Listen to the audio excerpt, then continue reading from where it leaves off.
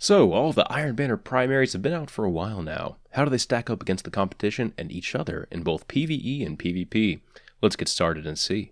The easiest section is probably PvP. As of this video, the Clever Dragon Pulse Rifle is absolutely at the top of the list for PvP primaries. This is due to its fast time to kill, extremely high base stats, as well as its ability to roll with max stability, counterbalance, and high caliber rounds. Aside from its low equip speed, this primary essentially has no drawbacks. Pulse rifles have very little damage drop-off, and really their range is only as far as their recoil allows.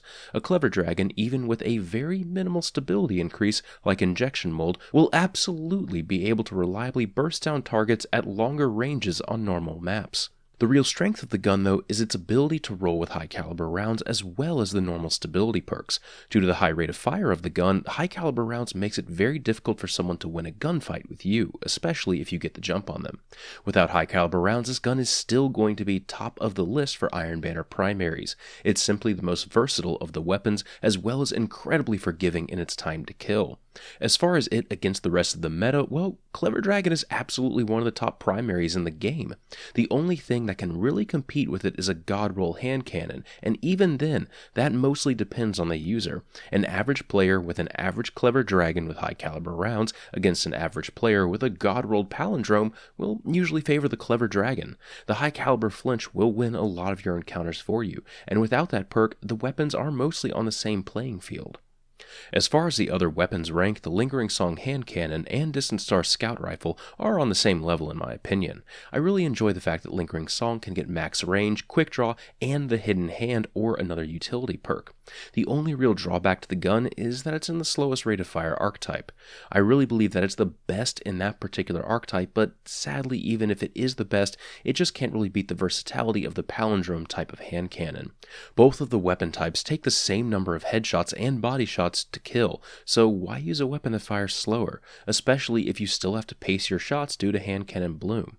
I still use the Lingering Song exclusively on my Warlock since, well, I don't really know, I guess I just like the sound of it, because that is awesome. The Distant Star Scout Rifle, as I said earlier, is on the same level. It's completely viable to use, especially if you're looking for a Mida-type legendary scout rifle. The real strength is its ability to roll with decent stability, full auto, and another perk like Hidden Hand. It makes for an extremely potent weapon even without a god roll. It still does a good job on most maps due to its rate of fire. It's perfect for those players that want a weapon that's sort of a challenge. If you can ping 4 headshots into people consistently, then you'll be a great threat in every single game. Compared to other primaries, these are definitely the best of their respective legendary archetypes. Those archetypes are definitely not the dominant types though, so you're still better off using palindrome type hand cannons and slower rate of fire scouts in PvP when you need a longer range weapon. The Unbent Tree auto rifle is on the bottom of the list for PvP, mainly because it's an auto rifle. I know it seems like a cop-out to say that as my main reason, but it's true. Auto rifles right now, especially the fast rate of fire archetype, has just been nerfed over time to the point that you're hurting your loadout too much by using them. The archetype itself requires very specific rolls to even be usable. Outside of counterbalance and max stability, the weapon is just too unwieldy to try and challenge people in PvP. This might just be me, but I don't like having to constantly fight with a weapon just to get it on the same level as a horribly rolled pulse rifle. In my opinion, the Unbent Tree isn't even the best of its particular archetype. You can still get a Doctrine of Passing from the normal Trials gold bounties, Soulstealer's Claw from ranking up Prison of Elders, and the New Monarchy has an interesting role with high caliber rounds. The Unbent Tree, while a wonderful weapon for its aesthetics, doesn't pull its weight enough in other areas to warrant using it.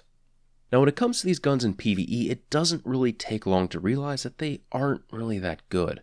High rate of fire pulse rifles as a whole are kind of underwhelming in PvE since they usually require using a large portion of each magazine to kill enemies. Furthermore, they don't really offer up anything to the table for PvE utility aside from high caliber rounds. That is an absolutely welcome perk to have, but usually I want something a little bit more from a primary. You could feasibly get a PvE roll of the Clever Dragon with Headseeker and high caliber, but you're just doing yourself a disservice by using it. I suppose amongst other pulse rifles in this archetype, it's still one of the better rolls for PvE, but that really isn't saying much either. The Lingering Song hand cannon is probably the best of the bunch since it can roll with max range, extended mag, and then triple tap or firefly. It hits hard enough to kill almost any tier 1 enemy, and it hits hard enough to heavily stagger other enemies. The only thing you'll need to get used to is the reload speed. You will reload often, and while you can get Outlaw, you will probably want another one of the other perks in that slot for the extra combat utility. The Distant Star Scout Rifle is really only going to be viable with a high caliber rounds and triple tap roll. The low magazine size with this archetype just doesn't work for most situations. The higher impact scouts will always be better than this lower impact one. The auto rifle just shouldn't be used in PvE. It runs out of ammo constantly and has a pitiful damage fall off and overall range.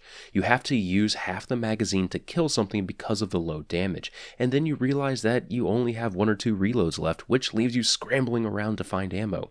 Just don't use this gun for PvE if you are in any way, shape, or form involved in how good your loadout is. This archetype is absolutely on the bottom of the list, and this weapon is especially low since it can't even get something like high caliber rounds. And alright, that about does it for the PvP and PvE rankings of the Iron Banner primaries. I hope you found this information helpful. Thanks for watching, and I'll see you next time.